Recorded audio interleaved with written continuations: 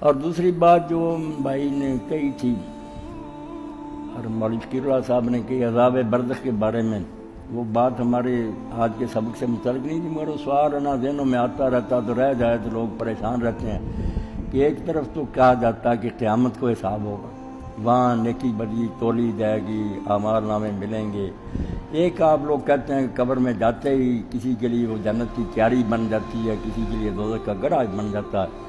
تو یہ سوال مختلف لوگوں کی طرف سے آتا رہتا ہے کہ پریشانی ہے، اگر حساب کتاب اس دن ہونا تو یہ پیشگی کیوں پھر تکلیف ہے، اور یہ اگر اسی وقت شروع ہو جائے تو اس وقت کیا ہوگا؟ تو اس کی مثال آپ یوں ہی سمجھ لیں جیسے قانون کے مطابق ایک ہے حوالات، ایک ہے جیل۔ حوالات تو ہے کہ اس میں بند کیا ہوا تفتیش ابتدائی ہوتی ہے، مگر مقدمہ جو ہے تیار ہو رہا ہے، چالان ہوگا، عدالت میں پیشی ہوگی، گواہ پیش ہوں گے، پھر فیصلہ آخری ہوگا، پھر وہ جیل بھیج دیا جائے گا، جو بھی وارڈ اس کو الاٹ ہوگا وہ سزا ہوگی۔ اب جب آدمی جاتا ہے نا تو اس کے کاغذات مختصر دیکھ کر اگر وہ اچھا ہے تو آپ یوں سمجھ لیں مہمان خانے میں ٹھہرا دیا جاتا ہے، خوشبوئیں ہیں، راحت کے بستر ہے، آرام ہے، مگر ابھی جنت میں نہیں گیا، وہ جنت میں جو مدارج ہیں اس کا فیصلہ نہیں ہوا، اور ابھی اس کا اعمال نامہ بھی چل رہا ہے۔ لوگ کہتے ہیں ساتھ ہی کیوں نہیں فیصلہ ہو جاتا؟ ساتھ ہی فیصلہ اس لیے نہیں ہو جاتا، یہ بہت توجہ طلب بات ہے کہ نیکی بدی وہ نہیں جو مرنے تک ہم کرتے، وہ کھاتا بعد میں چلتا۔ جیسے حکیم صاحب فرما رہے تھے خوشبو آپ نے پھیلائی، آپ مر گئے، مگر وہ دین کی بات جو آپ نے سکھائی، آپ سے لوگوں نے سیکھی، آگے شاگردوں کو بتائی۔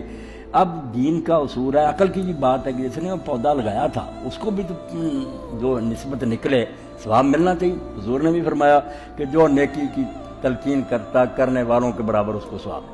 اس سے حضور کے ثواب کا بھی اندازہ کریں نا کہ رسول اللہ کے ثواب میں ہر لمحہ کتنی زیادتی ہو رہی، جو امت کر رہی ہے، جہاں بھی نیکی ہو رہی ہے آپ کے کھاتے میں ہر نمازی کی ایک نماز جا رہی ہے، روزے دار کی، تو یہ ہو رہا ہے اکٹھا بھی۔ جب تک یہ کارخانہ سٹاپ نہیں ہوتا یہ میزان نہیں لگ سکتی کہ اس کی نیکی کہاں کہاں گئی، اس نے کیا اثرات دکھائے۔ اور اسی طرح کسی نے خباثت پھیلا دی، برائی، وہ بھی جہاں جہاں پھیلی، جیسے حکیم صاحب نے بدماشوں کی حوالے دیے، یہ بش وغیرہ کے فساد زمین میں پھیلا دیا، صدیوں تک دنیا بھگتتی رہی۔ تو اب مرنے سے تو قصہ ختم نہیں ہوگا، مرنے کے بعد بھی ان کی شرارتوں سے جو نقصان ہوئے ہیں وہ سارے ان کے کھاتے میں جمع ہو رہے ہیں۔ اس لیے حساب کتاب مکمل تو اسی وقت ہوگا، نکتب ما قدموا و آثارا، جو زندگی میں تم آگے بھیجتے ہو وہ بھی لکھتے ہیں، اور جو بعد میں تمہارے فٹ پرنٹس رہ جاتے ہیں، تمہارے نشانات، وہ بھی لکھتے ہیں۔ اس لیے اب حساب نہیں ہو سکتا۔ قیامت کو ہوگا جب یہ کارخانہ روک دیا جائے گا، پھر ٹوٹل بنے گا کہ اس کی نیکی کتنی بنی، اس کا گناہ کتنا۔ مگر اب بھی ان کو نہیں ایک جگہ اکٹھا کیا جا سکتا، وہ ریسٹ ہاؤس میں ٹھہر گئے نیک لوگ، مہمان خانے، یہ حوالات میں بند کر دیے گئے۔ یہ فرق سمجھ لیں، اس دن جائیں گے، مقدمہ بھگتنے کے بعد چالان آئے گا، گواہ ہوں گے، سب کچھ تلے گا، پھر وہاں الاٹ ہوگا کہ جنت ہے تو جنت میں کون سا درجہ دیا جائے، 100 جنت ہے، دوزخ میں جائے تو کس طبقے اور درک میں جائے، وہاں بھی گڑھے بہت زیادہ۔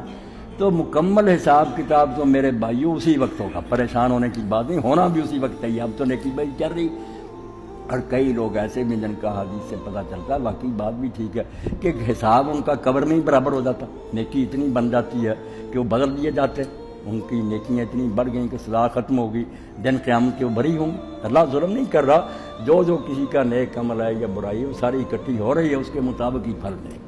تو یہ سوال کا مختصر جواب میں نے دے دیا۔ کئی لوگوں کو یہ سوال پریشان کرتا، جاتے ہی وہ مہمانوں کی طور پر ٹھہرا دیے جاتے ہیں، یہ مجرموں کی طرح حوالات میں بند کر دیے جاتے ہیں۔ آخری فیصلہ قیامت کے دن ہوگا، پوری طرح مقدمہ چلنے کے بعد پھر ملے گا کہ جنت کا یہ مقام اس کو دے دیا، دوزخ کا یہ اس کو دے دیا۔ جی اللہ اکبر، وہاں سب خیریت سے ہیں، اللہ فضل۔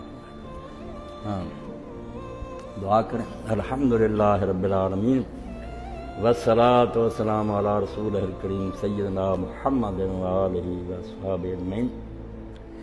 اللہم انصر من نصر دین محمد صلی اللہ علیہ وسلم وجعلنا منہم واخذل من خذل دین محمد صلی اللہ علیہ وسلم ولا تجعلنا منہم۔ اللہم انصر الاسلام والمسلمین واخذل الکفرۃ والمشرکین۔